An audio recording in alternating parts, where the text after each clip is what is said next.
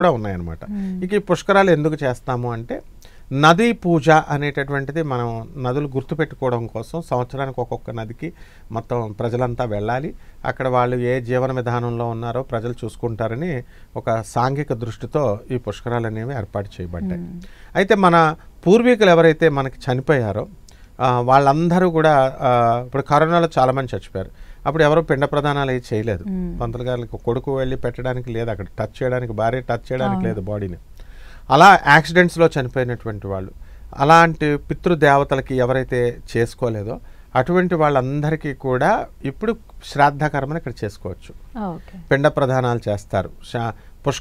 పుష్కరాలు వచ్చిందే అందుకు, అంటే చనిపోయినటువంటి వాళ్ళందరికీ కూడా శ్రాద్ధకర్మలు, పిండ ప్రదానాలు, దానాలు, పుష్కర స్నానాలు ఇవన్నీ చేస్తాం. గోదానం, భూదానం, మన యథాశక్తిగా అక్కడ ఉన్నటువంటి వాళ్ళందరూ నువ్వుల దానం ఇవన్నీ కూడా మనం చేస్తాం. అలాగే నదికి దీపాలు వెలిగిస్తాము.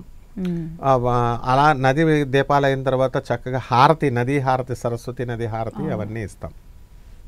అయితే ఇక్కడ నియమం ఏంటంటే ఆ సరస్వతి నది ఎక్కడైతే ప్రవహిస్తుందో ఆ డిస్ట్రిక్ట్ వాళ్ళు పెళ్ళిళ్ళు చేసుకోరు ఆ సంవత్సరం అంతా. సపోజ్ ఉదాహరణకి మనకి గోదావరి నది పుష్కరాలు వచ్చింది, అప్పుడు ఆ గోదావరి తూర్పుగోదావరి జిల్లా, పశ్చిమ గోదావరి జిల్లా ఆ ఒడ్డున ఉన్నటువంటి ఊర్ల వాళ్ళు పెళ్ళిళ్ళు చేసుకోరు అనమాట. ఆ సంవత్సరం అంతా కూడా బ్యాడ్ అని.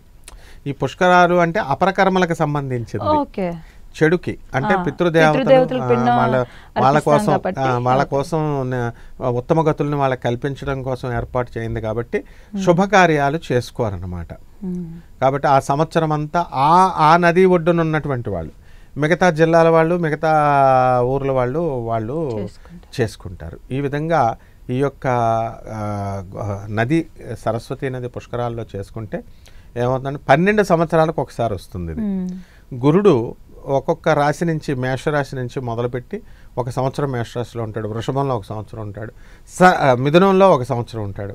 కాబట్టి ఆ మిథునంలోకి మళ్ళీ ఇప్పుడు 2025లో వచ్చాడు, మళ్ళీ అనదర్ 12 ఇయర్స్ కలిపితే 37లో మళ్ళీ 2037లో గురుడు మిథున రాశిలోకి వస్తాడు. అప్పుడు మళ్ళీ సరస్వతి పుష్కరాలు జరుగుతాయి. ఓకే.